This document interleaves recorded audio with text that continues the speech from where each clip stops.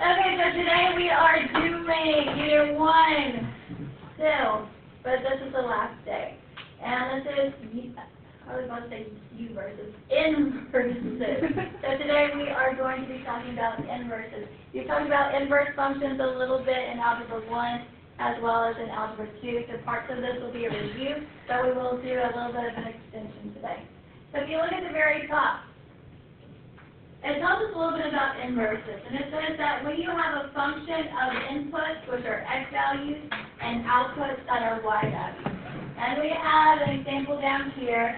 My x values are the inputs, and the y values are the outputs. It says that the inverse takes the outputs, which are the y values, and takes those values as their input, which would be x values. So it takes the y values, and it becomes the x value for the input. And then it continues on, and it says it takes the outputs, which are the y values, as its inputs, which are its x values. Well, what does all of that mean? In simplest terms, if you're trying to find the inverse, all you have to do is this, which is what? Switch the x and y, because that's what they're doing. They're taking the y and putting it in for x's. They're taking the... That says the exact same thing, doesn't it? That's a typo. And this should say, and its input as output. And the inputs are the x values, and it takes them as the outputs, which are the y values. So that's a definite typo there. Something I need to fix. Okay, so now, looking at that table, we are going to call this table f of x. And the instructions say to find the inverse. Now, the inverse, we use, this last sentence, let me read the last sentence. It says we use f to the negative 1 to represent the inverse of a function. So anytime you see this notation right here, it means f inverse. So there's not an operation you do with the negative 1. The negative 1 is just signifying that we're dealing with the inverse of that function. Okay, then over to the side, we are going to come up with the inverse. So what are the ordered pairs for the inverse? And it's real simple. All we have to do is switch the x and y. 9, 4. Hang on just a second, my board's broke. It's attempting to connect. There it goes. Okay. So we are going to make a new table, and this table is going to be for f inverse. So go ahead and label that. This table is for f inverse. Now, to find the inverse, you just switch the x and y. So the first ordered pair is negative 3, 9. So if I switch the ordered pair, it's going to be 9, negative 3. So the output is now the input, and the input is now the output. Or to make it simple, we switch x and y. For the next ordered pair, negative 2, 4 becomes 4, negative 2. The next ordered pair, negative 1, 1 becomes 1, negative 1. 0, 0, when you switch it, it's still 0, 0. Same thing with 1, 1. And what would those last 2 points be? 4, 2, and 9, 3. 4, 2, and 9, 3. So that is simply how you find the inverse. You switch your x and your y. Now, going on to the graphing portion. Now I am going to, first let's label this. This one over here, we're going to call this f of x. And the graph out to the side is the inverse of x. And I'm going to cover up this graph because I want to figure out how do I find inverses if I don't have the graph. So let me just cover that up for a moment. Now in the instructions, it says that we will use the horizontal line test to determine if the inverse is a function. So first of all, looking at f of x, do you remember how to tell from a graph if it's a function? The vertical line test, and that vertical line test says if I draw a vertical line anywhere on that graph, how many times can it touch and be a function? One. Only one time. So f of x is a function. Now they already gave me the graph of f inverse, and I can see from that one, does it pass the vertical line test? No. But what if I didn't have that graph? What if I only had f of x? That's when we would do the horizontal line test. So if you are looking at the original function, and you are trying to determine is its inverse going to be a function, then it would have to pass the horizontal line test. So it's going to be a very similar process, but instead of drawing vertical lines, we would draw a horizontal line. So how many times did that horizontal line touch? Twice. So it failed the horizontal line test, so that means f inverse is not a function. And now let me erase this, and let's make sure we're right about that decision. And looking at that graph, is that one a function? No. No, it's not. Now the next row, same thing. Let me call this one g of x, and let me call this one g inverse of x. Now looking at g of x, is that one a function? Yes. Yes. Why is this one a function? Because it is. It passes the vertical line test. If I draw a vertical line, how many times does it touch? One time. Okay, now to tell if g inverse would be a function, I would have to do the horizontal line test. If I draw a horizontal line, how many times does it touch? One. Only one time. So if the original function passes the horizontal line test, that means that the inverse is a function. So it's possible for both the original function and its inverse to both be functions. And I can tell that because if I draw a vertical line, how many times does it touch? One. Only one time. Now on the next page it says solve algebraically for each inverse. Now when it says solve algebraically, that means you have to use some algebra. So using algebra, we will find the inverse. And we'll do this just like what we did in the table. So to find the inverse, you probably want to make yourself a note. All you need to do is switch x and y. So switch x and y. And then once you switch x and y, solve for y. So y has to be by itself. So looking at number 1, instead of g of x, I'm going to change this to 1, just to make it simple for a second. Now, to find the inverse, if you have a y, switch it to an x. If you have an x, switch it to a y. So for number 1, g of x changes to x. Bring down the equal sign. Bring down the 3. Bring down the square root. And the x changes to y, and then we have the plus 2. Now, using algebra, we have to get y by itself, so what would we do first? Subtract 2. Subtract 2 to both sides.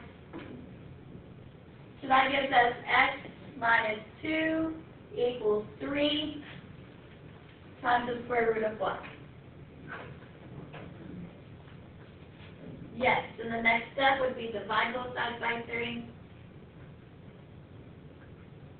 So that would be x minus 2 divided by 3 equals square root of y. And then square. Square both sides. So this would be x minus 2 cubed squared equals, instead of y, did they use y in the equation? Or G. They use g of x, but this is not g of x, this is g inverse of x. So make sure you use g to the negative 1 for the inverse. Yes. Where did you get cubed from? Where did I get cubed from? She just said that for the 3. Oh, sorry, this was x minus 2 divided by 3. Okay. and then it was squared. So if I said that incorrectly, sorry about that. Okay, now this actually could simplify further. If you left it like this, that would technically be a correct answer. But if you did a little bit of simplifying, when you square a fraction, you would square both the numerator and the denominator. So do I really want to square the x minus 2? No, I'm going to leave it like that so it kind of looks like vertex form. But if I square the denominator, 3 squared would be 9.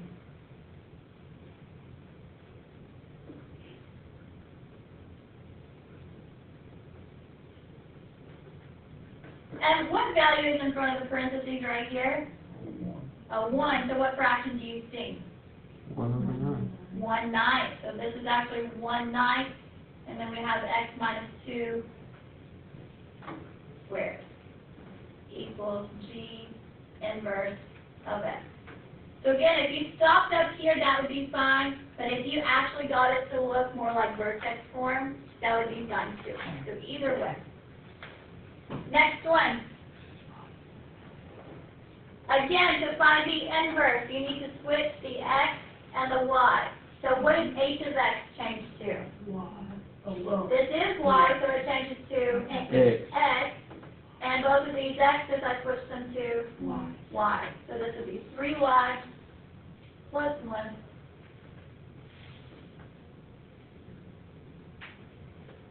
over 2y minus 5. Now, use algebra to solve for y. What would be our first step? Multiply both sides by 2y minus 5.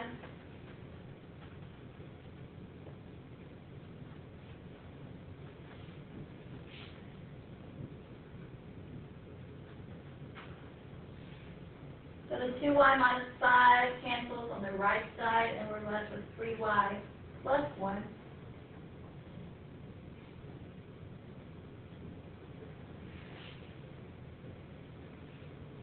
And over here, we have 2y minus 5 needs to be multiplied by x. So looking at that equation, what do I have to do next?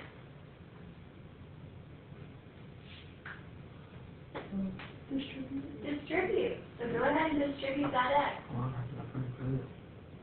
So this would be 2xy minus 5x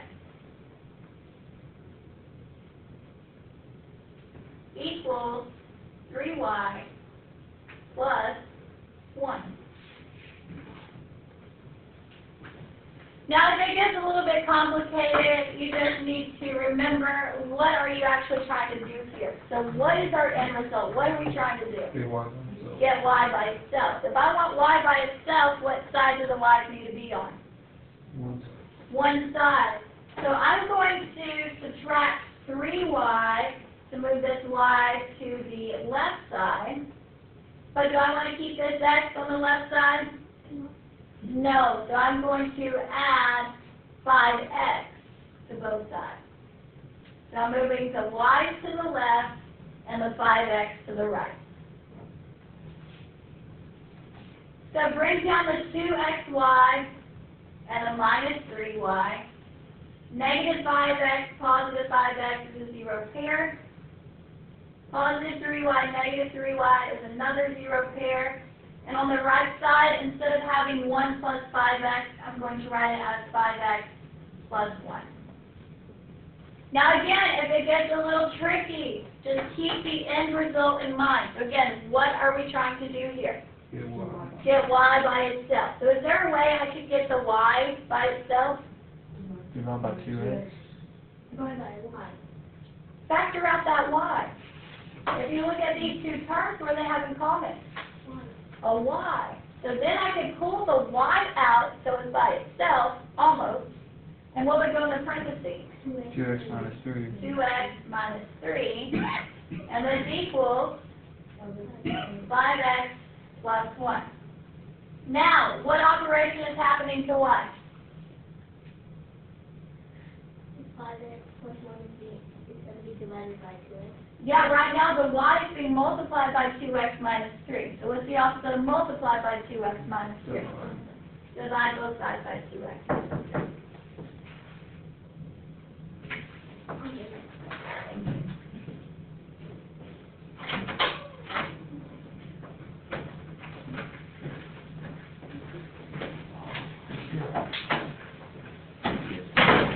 So the 2x minus 3 cancel, but instead of y, what should I put? H inverse X. H inverse of x is equal to 5x plus 1 over 2x minus 3. Now, does my answer look similar to what we kind of started with at the very top for h of x? Mm-hmm. Yes. You swap the 5 and the 3.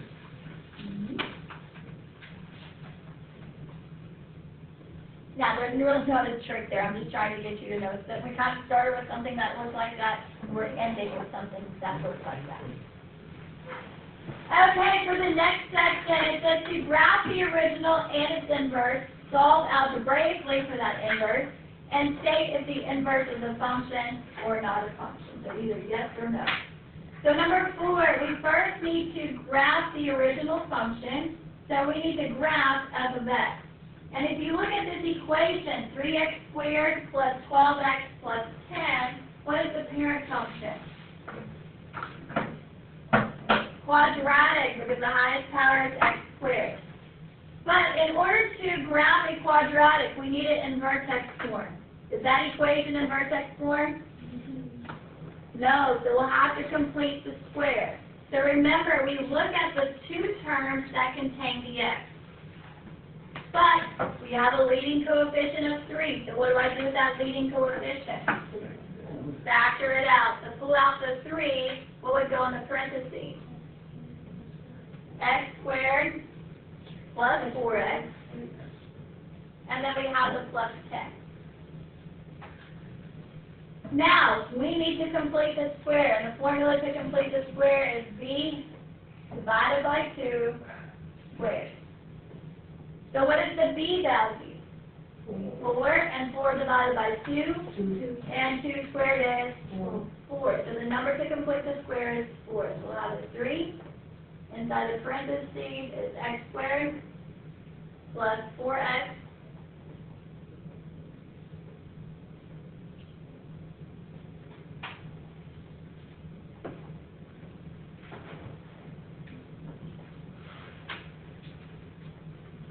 plus 4, and then we have the plus 10. But we have to be careful. Do we actually add 4 here? No. We added how much? 12. So if I'm adding 12, what do I have to subtract? Subtract 12. So that's a 10 minus 12. Go ahead and factor that perfect square trinomial. What would go in the parentheses? X plus 2. The binomial is squared. And 10 minus 12? Negative 2. So we'll have a minus 2. Now to graph this quickly, we need HK. Negative 2, negative 2. Negative 2, negative 2.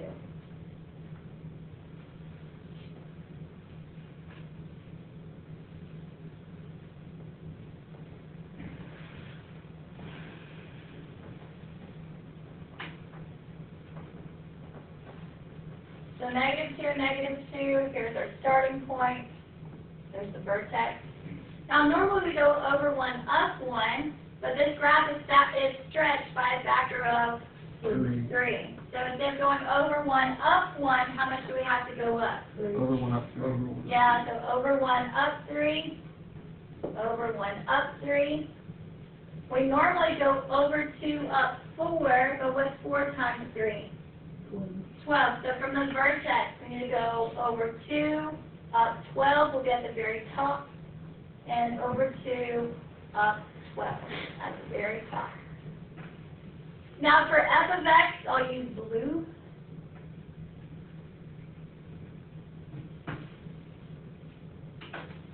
And go ahead and label this one. This one is f of x. And let's go ahead and answer this question kind of down here towards the bottom.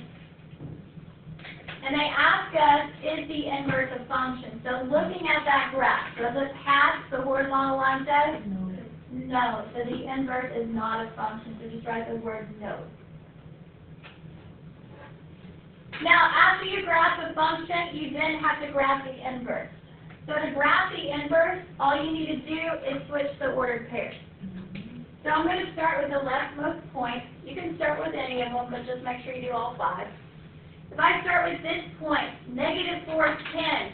When I switch it, what would it be? 4 negative 10. 10 negative 4. 10 negative 4. So there's the first point on the inverse. So switch the order pair. The next point right here, this is negative 3, 1. When I switch it, it would be 1 negative 3. 1 negative 3. The next point, negative 2, negative 2. Yeah, so this point is going to be a shared point between the function and the inverse. So negative 2 is a shared point. The next point, negative 1, 1, when I reverse it, it would be 1 negative 1. And that last point is 0, 10. When I reverse it, it would be 10, 0. Then connect those points, and we'll have a positive square root, because we have that top arm, and we'll have a negative square root, because we have the bottom arm. And let me label this. This one is F inverse of X. And I should know that, because the opposite of squaring would be square rooting. So we have the positive square root and the negative square root to have both arms from that parabola. Now, at the bottom, you have to solve algebraically. So this one's going to be super fun.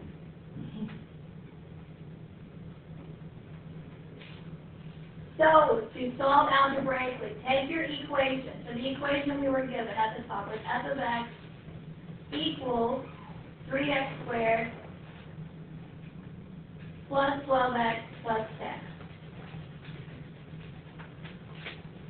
10. To solve algebraically, you need to switch the x and the y. So f of x, what does that change to? X. And both of these x's need to change to y. So this would be 3y squared plus 12y plus 10.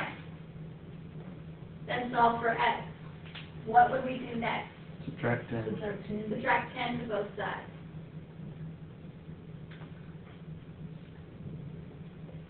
So this would be x minus 10 equals 3y squared plus 12y.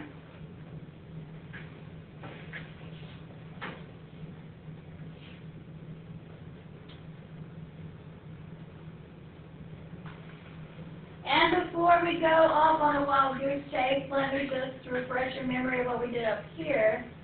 When we had a 3x squared and a 12x, what did we do? Took out 3. We completed the square, right? So we factored out the 3. And we're going to do the same process here. So this would be x minus 10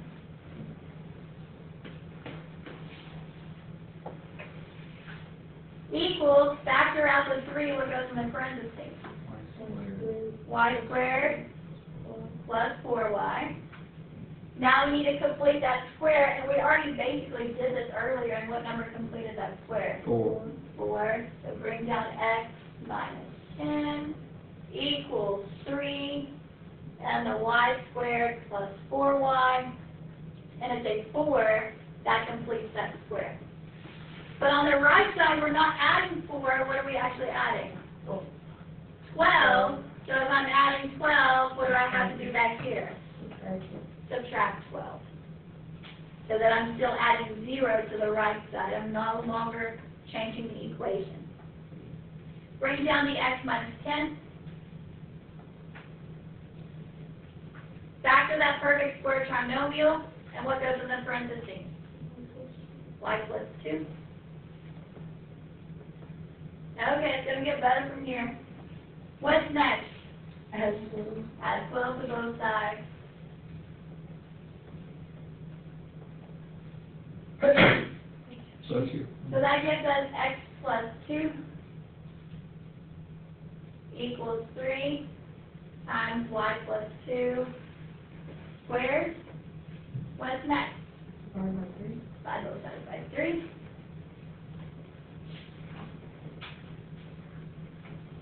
So that gives us x plus 2 over 3 equals y plus 2 squared. And the opposite of squaring would be square root both sides. So when I square root, what do I have to remember? Oh, 12. 2's a prime number. 12. Now we put it in red. This is important. Oh, plus or minus. Plus or minus. And this is important because we saw in the graph of the inverse, we have the positive square root, and we also have the negative square root. So when you're solving, you need to remember, if you take the square root, you need to have the plus or the minus.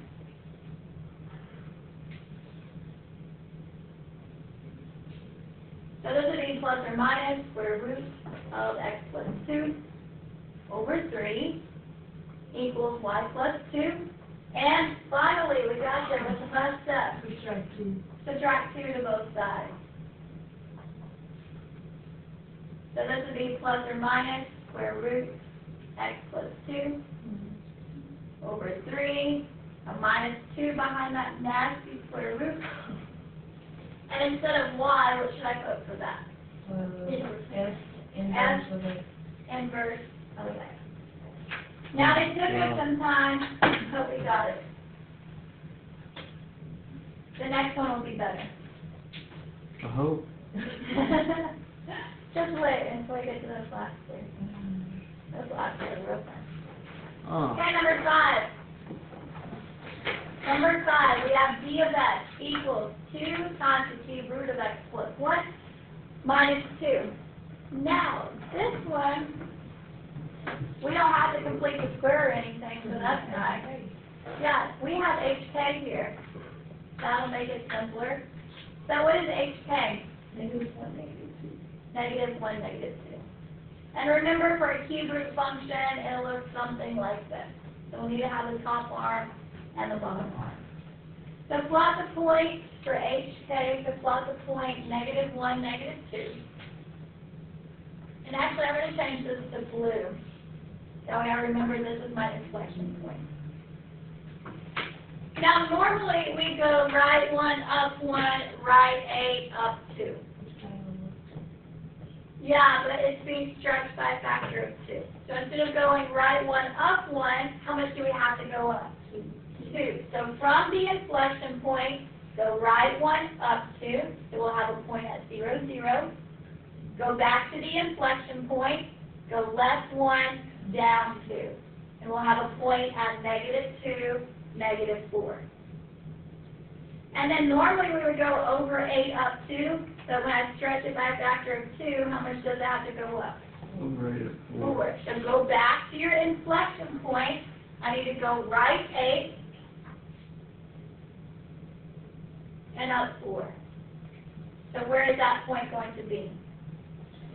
7, 4. 7, 3, 2. 2. This is my inflection point right here. So I go right 8, up 4. Go back to your inflection point. Now I need to go which way?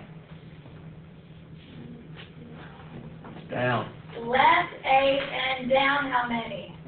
4. So when I go left 8 and down 4, where is that point going to be?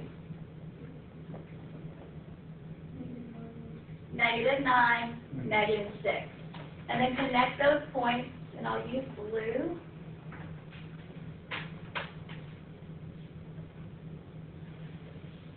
And we need to label this one. This one is d of x.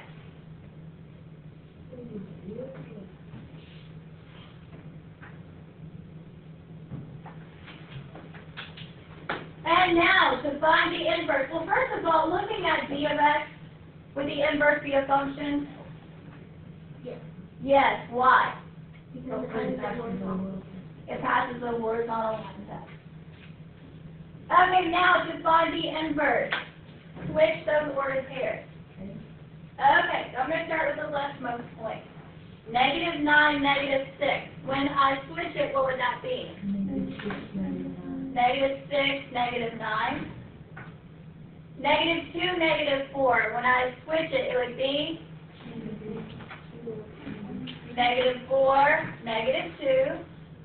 Then the inflection point, negative 1, negative 2. When I switch it, it becomes negative 2, negative 1. And 0, 0 will be a shared point. And that last point is 7, 2. And when I switch it, that would be 2, 7. And connect those points. And the inverse of a cube root would be a cubic. And let me label this one. This one is the inverse of x. Now we need to find that inverse algebraically. So the equation we were given was d of x equals 2 cube root x plus 1. Behind the cube root we have a minus 2. And how do you find the inverse? With the x and y, so what do I switch d of x to? It's x equals 2 cube root. Instead of x, I switch it to y plus 1 minus 2. Solving for x, what would we do first? Add 2 to both sides. So that gives us x plus 2 equals 2 times the cube root of y plus 1. What's next? Divide by 2. Divide both sides by 2. So that gives us x plus 2 over 2 equals the cube root of y plus 1. And the opposite of cube rooting would be cubing. So cube the left side, cube the right side. So that would be x plus 2 over 2 cubed equals what? Y plus 1. And what is that last step? Subtract 1 to both sides. So this would be x plus 2 over 2 cubed minus 1. Instead of y, what would that be? The inverse of x. Now you can leave it like that, or you could get it into vertex form, and you would have to cube both the numerator and denominator. But I don't want to cube that binomial. I want to leave it as x plus 2 cubed for vertex form. But for 2 cubed, that would be 8. And what number do you see in front of the parentheses? A 1. So what fraction should be pulled out for the a value?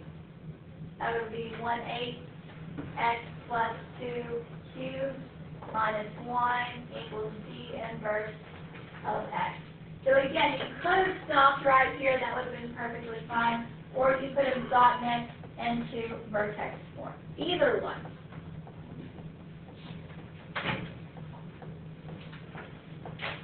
Okay, the fun continues. Okay, these last two problems, the instructions say to verify these functions are inverses using composition. So in order for two functions to be inverses, their compositions, when you invert them, they have to be the same. What do I mean by that? That means f of g of x has to equal g of f of x. So if you solve both of those compositions and you get the same answer, yes, they are inverse. So f of g of x has to be the same as g of f of x. So we have to find both of those.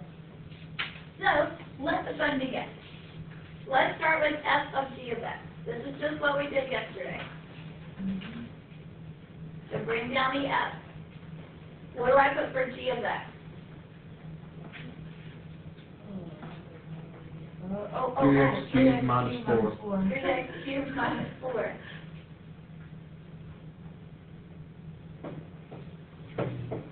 Then I go to f equation, instead of x, what do I put? 3x cubed minus 4. So right here for the x, I need to put 3x cubed minus 4, so this would be cube root. Then we'll have 3x cubed minus 4. Then behind the x, we have a plus 4. And then the bottom, we have a 3. What happens with this negative 4 and positive 4? They make a 0 pair and they go away. So that just leaves us with 3x cubed divided by 3. And what's 3x cubed divided by 3? X cubed. And what's the cube root of x cubed? X. Now, find g of f of x. So g of f of x. This is fun. So bring down the g. It's fun until I don't understand it. And then for f of x, we are using the cube root. And we have x plus 4 over 3. Now I need to go to g's equation. And right here for the x, I need to put this cube root thing. So we're going to have 3 needs to be multiplied. And for x, put the cube root.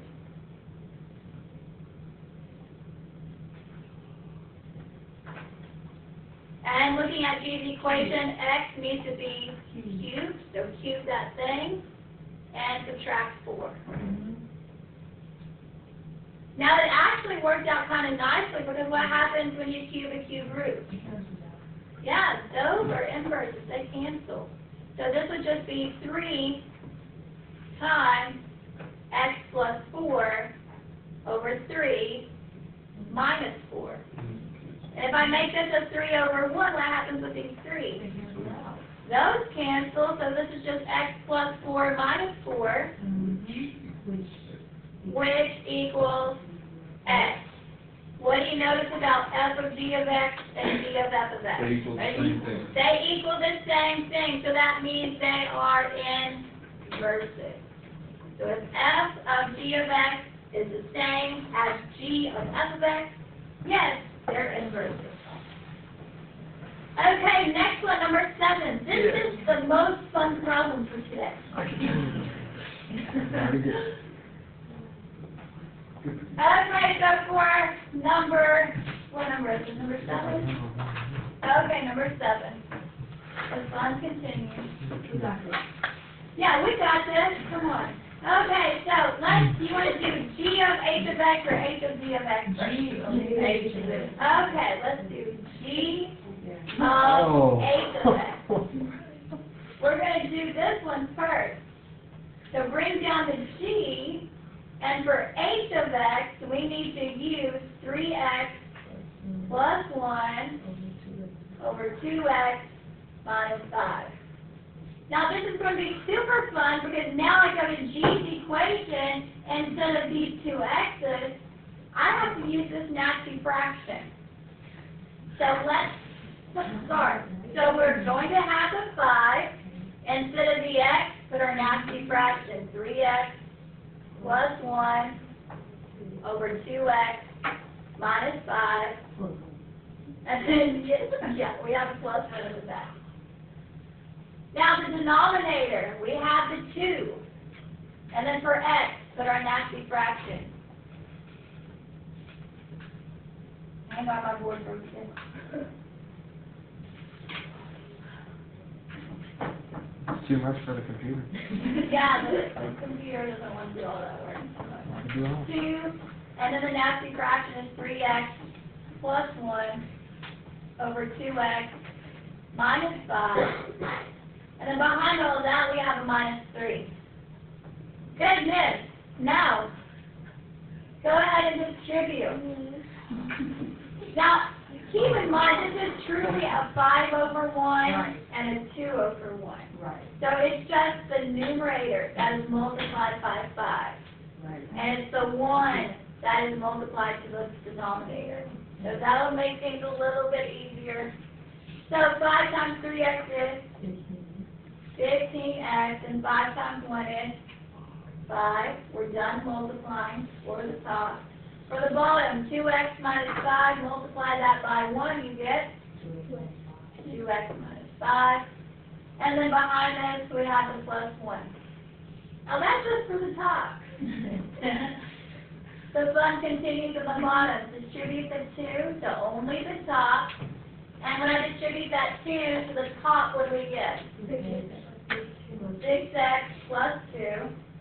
And then distribute the 1, we get 2x minus 5. Behind that fraction, we have a minus 3. Now, the next thing we have to do is clear out the fraction. Right. So to clear out the fraction, just multiply by the denominator. What's in the denominator? Cancel what out?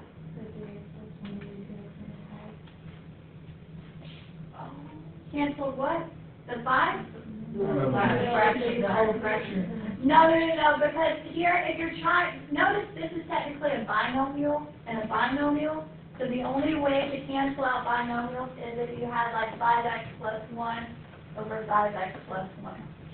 So these don't cancel because we have a plus 1 up here and we have a minus 3. And here, this is a 5 down to 2. So we can't do that. That would be nice if we could do that.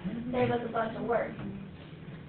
Okay, so to clear out the fraction, multiply by the denominator.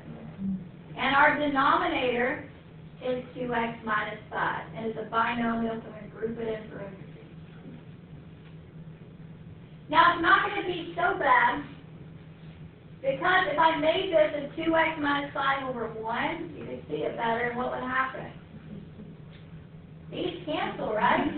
And what am I left with? Yeah, that's the numerator, 15x plus 5. But then I need to distribute one more time. So 2x minus 5 needs to be multiplied by 1, and what does that give me? 2x minus 5. Just wait, then we have to do h of g of x. Oh, no. Oh, I forgot about that. Now distribute the 2x minus 5. Again, if I make this over 1, what happens with these 2x minus 5? They cancel, so I just have 6x plus 2. Now, both the 2x and the negative 5 need to be multiplied by negative 3. So it's negative 3 times 2x. Negative 6x and negative 5 times negative 3, positive 15. We're almost there. Combine by terms. What do we get for the numerator? 17x. What do we get on the denominator? 17. And what's 17x divided by 17? X. We're halfway there. We just did g of h of x. Yes. So if we already done all this work, like on number 2, to determine that these two are indeed inverses, why can't we just say the work's on number 2? Yes. You have to have work to get credit. No work, no credit. Okay,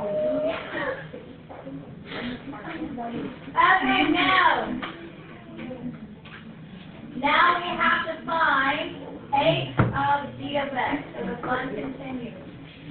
So h of g of x.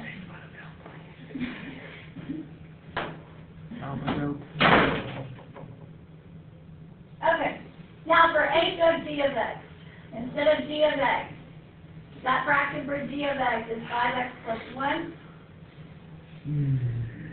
over 2x minus 3.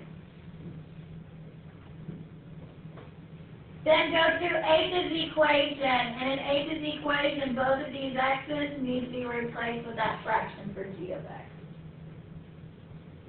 So, it's going to start off with a 3. And then we have 5x plus 1 over 2x minus 3. And behind the 3x, we have a plus 1. And in the denominator, we have the 2. Put our fraction for x, which is 5x plus 1 over 2x minus 3. And then we have the minus 5. There's the setup. What's next? You gotta distribute. Yeah, remember this is actually a 3/1 and a 2/1, so the 3 is only distributed to the top. So what's 3 times 5x? 15x, and 3 times 1 is 3, and when I multiply these denominators, 1 times 2x minus 3 is just 2x minus 3, plus 1 up and back. Distribute the 2. Oh, 10x plus 10x plus 2 over 2x minus 3. And then we'll have the minus 5. After you distribute, then you need to clear out your fraction. To clear out the fraction, multiply by what you have in the denominator, and what's in the denominator? 2x minus 3.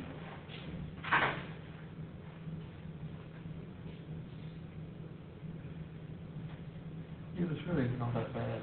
That's not that bad. When you do it one time, it's easy to say. Yeah, it's like pancakes. The first one's always the hard one. Kind of right. This is like pancakes. The first one's kind of nasty. Second one turned out better. Mhm.